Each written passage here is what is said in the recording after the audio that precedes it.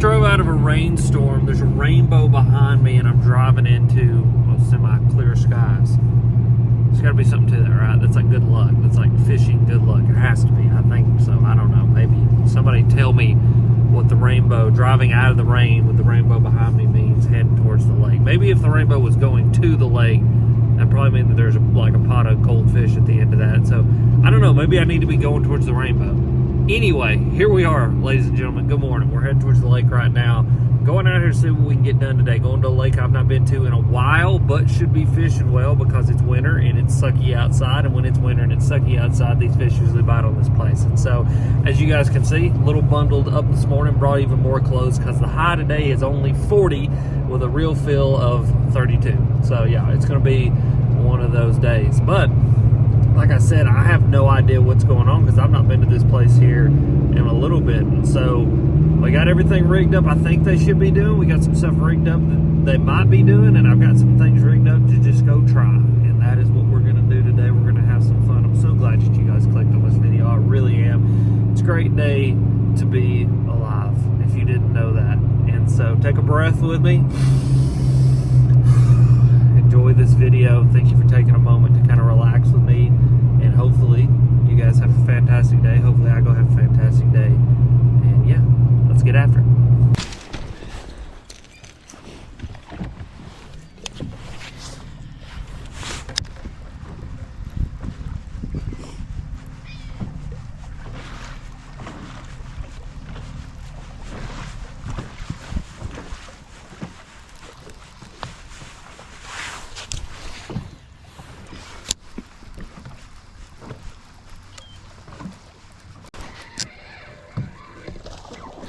What in God's name? Striper. Freaking striper. That's fun though. I caught a striper in a good minute. Been a hot minute.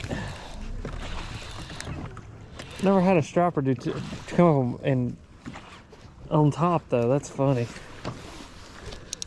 Golly.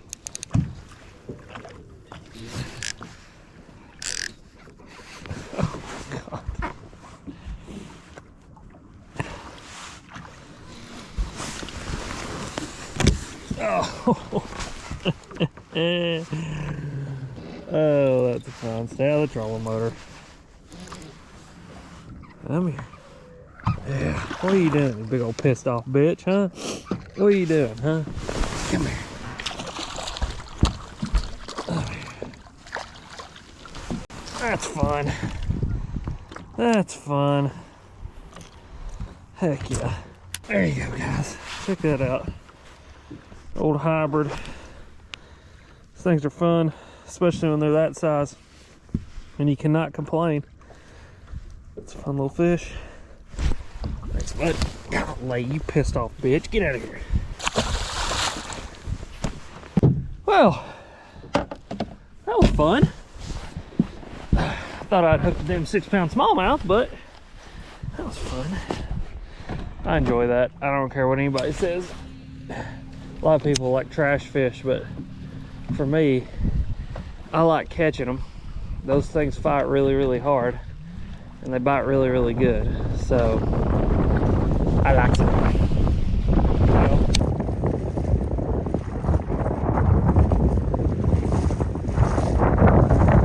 Got their basic groceries. It cost them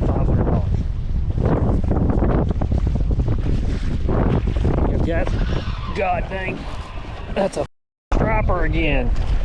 Or is that a striper? Nope, that is a giant smallmouth. That ain't a striper. That's like a 4-pound smallmouth. I'm trying to freaking horse this thing in, and I got a damn 4-pounder on. Come here, you. Hey. That's what I'm talking about. Ain't that big of a smallmouth, but I thought I had a striper on. I was gonna try to, yeah. That's a good one though. On the old jerky. Ben, do you like to jerky? There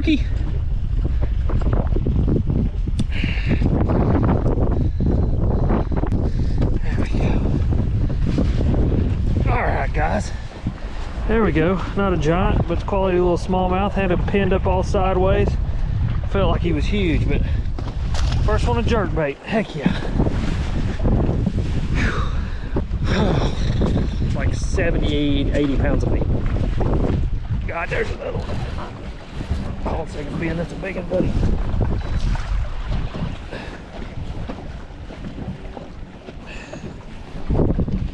He's big, he's just, they got the freaking eating inside of this dude. Ooh, he's orange. He's a pretty one, Ben. Well, he's not orange, like completely like a goldfish, but he's very, very orange. Yeah. Ben's like, you caught a goldfish, Alex. That's called a goldfish. Are you kidding me? There we go. Wow, he is pretty. Lord have mercy, look at that fish. Very golden, like goldeny orange. Huh.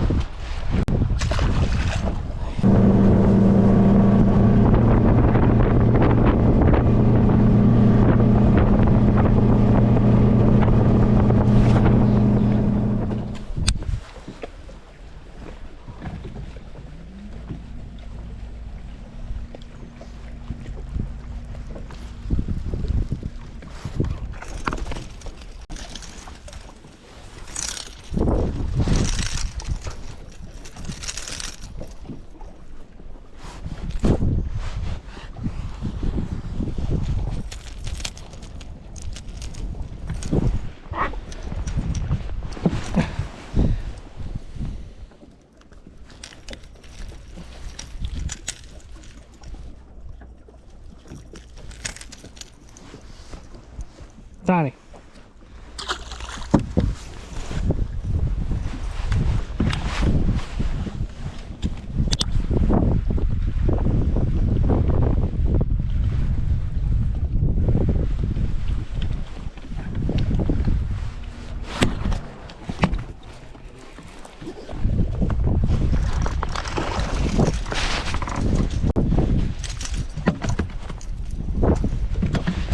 Fish, come here, come here, come here. That's a good one. Heck yeah. Fresh. Both of those fish came off the bank a little ways. It's interesting. Heck yeah. Super interesting, guys. So I got 2 bites on the jerk bait. Came over here across the lake, picked up the crankbait, got 2 bites real quick. Both bites have came essentially right under the boat, which, I mean, right under the boat is only about 10 feet of water, but still very interesting that those fish are following that thing like that, because the way they were eating that jerk bait too, it was kind of a stop and go kind of deal. And I've been stopping this thing and going on this thing too. I mean, these fish are wanting to eat. You just got to kind of get their attention and give them a chance to eat it, I guess.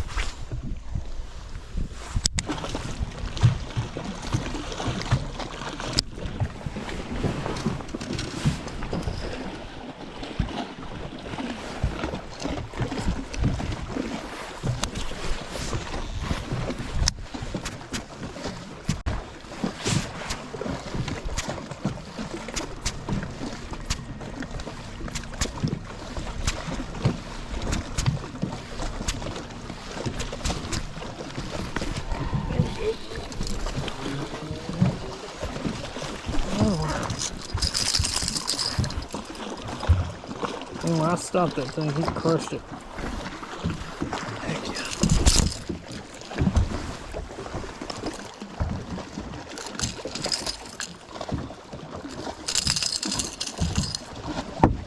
I guess we're going to have to junk fish for him today, ladies and gentlemen. A little jerkbait action, a little money badger action. Heck yeah. Ain't too bad. Ain't too bad at all. That's fun. I like a whole lot. What I'm noticing today, guys, is, you know, one thing I've been talking about in these videos is just how unstable the weather is. Unstable water temperatures, unstable weather. You know, everything is just really unstable right now, and it's because we had a really warm fall, and we kind of had like that, I call it the East Tennessee fall, where it's like we have fall, we have like a second summer, we have like a really cold few days, like winter gets here, warms back up, and now it's like dropped off cold again. And when that happens, you know, these water temperatures and this weather, it just goes nuts, and it makes these fish just a little bit more grumpy. You know, they get a little less apt to eat things, and today's no different. And so today we're having to switch in between a jerkbait and a money badger. But one thing I've noticed is with both of them, they want to stop and go retrieve. I think obviously with the jerkbait, you're doing the twitch pause, you give those fish a second to kind of key on where it's at, and they destroy it. And I kind of figured that out when I had a couple follow it to the boat. And so when I started stopping and going, and I obviously picked up the jerkbait, these fish started eating just a little bit better. I mean, there's a ton of bait fish up shallow. That's noticeable just from the birds on the bank. I've seen a lot of blue herons today. I've seen a lot of seagulls and a lot of diving birds. And so with these bait fish up shallow, these fish are obviously going to be up here with them. Wind's blowing into this bank. And the thing is everything sets up how it should for these fish to eat. It's just my job to figure out exactly what they're going to want to eat, and most importantly, how they're going to want to eat it. And obviously today is that stop and go. It's really making the most out of it. And yeah, I mean, we've been able to piece together some stuff, you know, pick up some bites, make some things work where I didn't think things were going to work today. And I mean, it's good. We're making it work. We're putting fish in the boat. It's just been a winter of having to work for them. You know, last winter it was easy. It got cold, it stayed cold, and with just that stability of getting cold and staying cold, those fish were very consistent. They were easy to pick apart. But where this year has been so much, you know, more unstable, it's made it a little bit harder to figure out exactly what these fish want to eat. But that's part of fishing. That's why we call it fishing, not catching. It's one of my favorite parts about fishing, is that you got to work for them. And so we're working for them. We're going to keep catching them and keep having fun.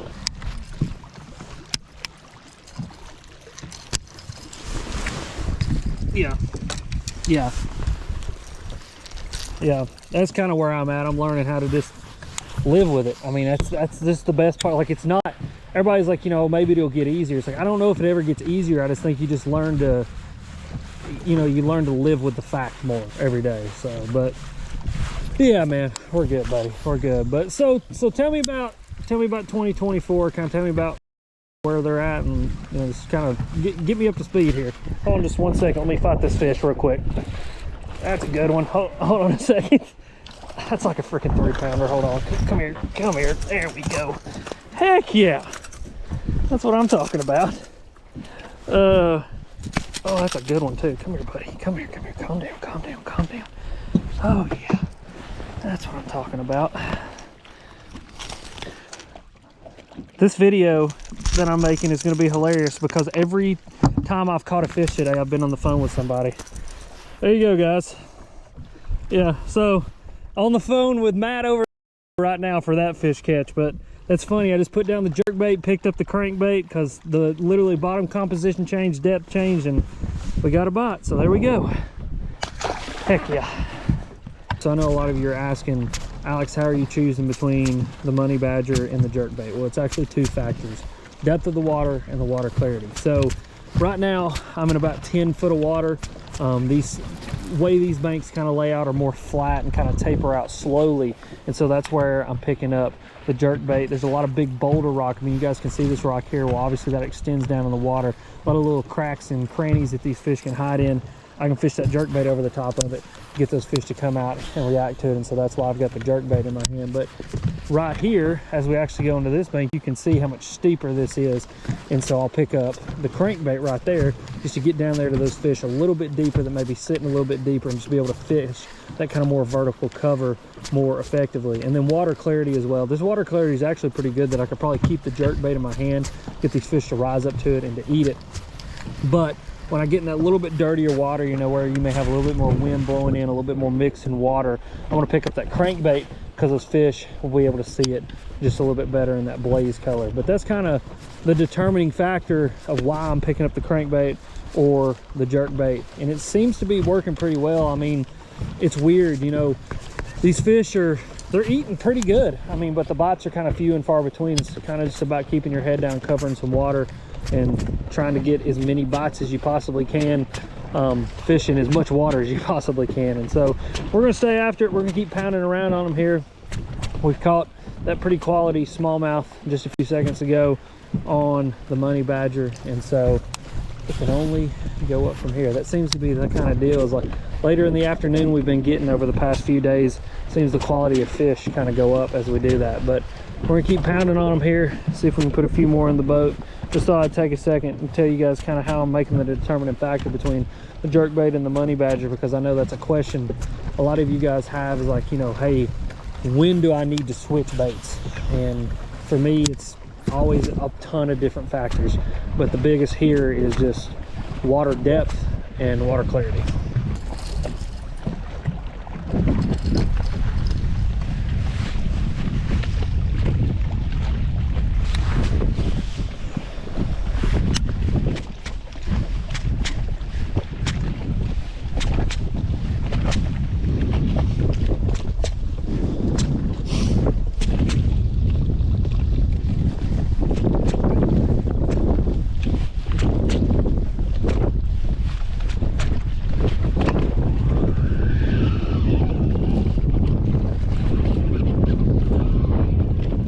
Tell if that's a striper or a smallmouth. That's striper. That's fun though. Come here. Come here.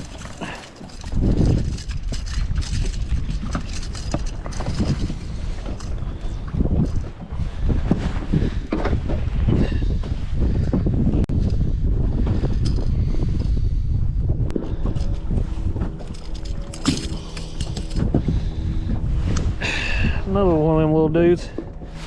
They're fun. It's crazy that a fish that big fights that hard. It's fun. Heck yeah.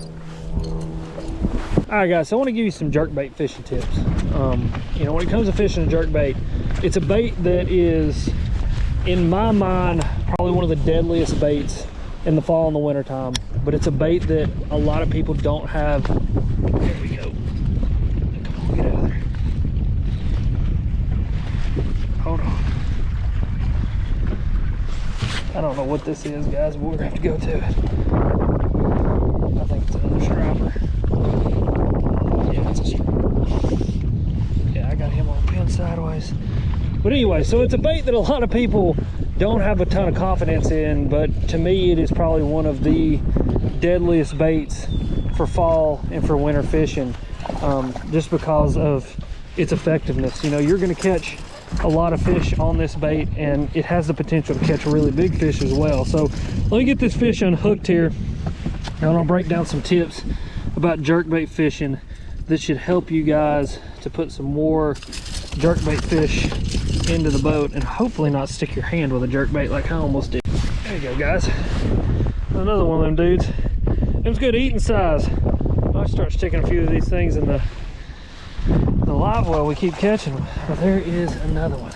All right guys, so like I said before I was rudely interrupted by that there whitefish, when it comes to fishing the jerkbait, again, it's a bait people have, a lot of people don't have a ton of confidence in, and I think it mainly has to do with the fact that they don't understand when, where to fish it. The biggest thing when it comes to fishing a jerkbait is you've got to have wind. I mean, you guys have probably heard all day today, and as you guys can see, there are wind blowing into all the areas that I'm fishing this jerkbait. You know, when that surface tension gets broken up, number one, it's going to make those fish more willing to eat up, you know, meaning that they're going to be feeding up, they're going to be feeding on bait fish, they're not going to be wanting to, you know, eat something drug on the bottom, they're going to be wanting to eat something moving, like a jerkbait, like a crankbait, something like that. Number two, what the wind does is it positions fish. Now, obviously, wind blowing into this bank that I'm fishing on here, you guys can see, and these predatory fish are sitting here. I mean, that striper is just sitting there with his nose into the wind, waiting for a bait fish or something to screw up and to swim by its face, and when it does, it lashes out at it and it eats it just like it ate that jerkbait. And the same thing with these smallmouth and these bass that we've been catching today, is they are going to position into the wind because it positions the fish as well as the bait fish. You know, these small bait fish, they aren't as able to control their bodies in current like a bass can, and so when this wind starts blowing, it forces them up onto the bank, which obviously the bass follow them, and they sit there and they take full advantage of the fact that they're getting blown right into their face, and they eat them. And so keep that in mind. You know, when you're fishing a jerkbait, it's one of those things that you've got to have some surface tension breakup. You've got to have some wind.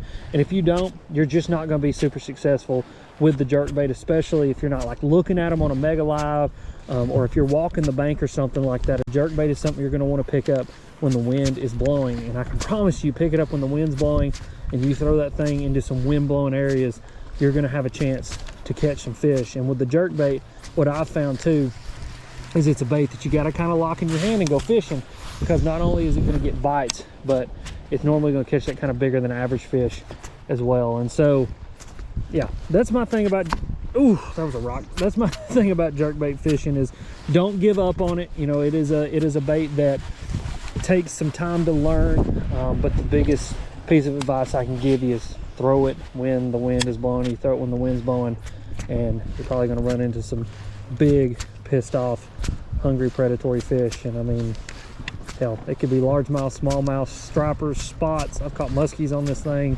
There's no telling. I actually caught a catfish on a jerkbait one time, so there's no telling what'll eat your jerkbait. You there? Hey, can you hear me? Hey, can you hear me? All right, bye. Gosh dang stripers, man.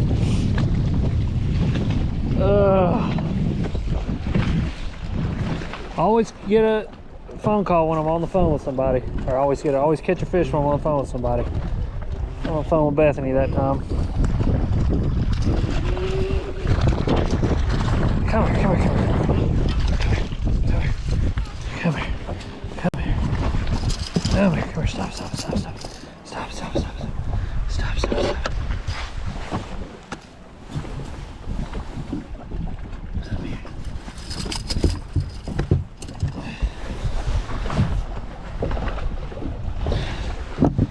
I tell you what, guys, look at that right there. It's an absolutely beautiful day. It's been a beautiful day. The day is the kind of day that you cannot complain about a single thing, even when things don't go exactly how you want them to, because some things went today not exactly how I want them to. When you look out at that, you realize how beautiful it is, how blessed you are. You're 6 foot above the ground. You don't got cancer. You got breath in your lungs. And even if you do, I'm sorry. Fight your damn ass off to beat it, or whatever you're going through. You just got to take a moment and be appreciative of the little things. And sometimes the little things are really big things, like that right there. Ladies and gentlemen, what a fun day out on the water. I had an absolute blast out here catching fish today. I mean, it's just, you can't complain when you have a day like this. Even though we didn't catch all black bass, we caught some smallmouth, we caught some stripers. I mean, I can't complain when they're pounding a jerkbait like they were today. But I don't know, guys, I had a phenomenal day today. I appreciate you guys so much for clicking on this video. If you got any questions about any of the gear that I use, make sure and leave a comment down below, and I'll pass on some more information so you guys can check it out. But yeah, as always, you guys are sweet, and look at that. It's amazing. Thank you for watching.